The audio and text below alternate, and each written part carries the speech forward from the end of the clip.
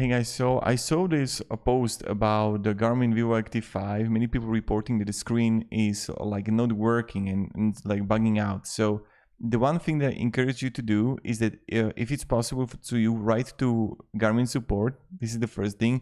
But what you need to do is that the screen lock is the only way around it.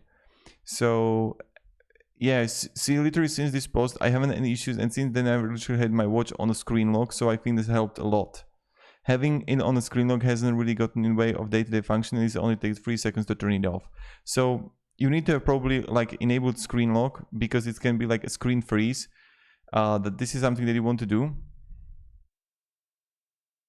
And when I even read here what the person did here, got unstuck after connected to charger, my laptop. So also try to connect it to your charger, and maybe it's going to like unfreeze and the screen is going to work. But set it up on a screen lock, so it's going to be fine.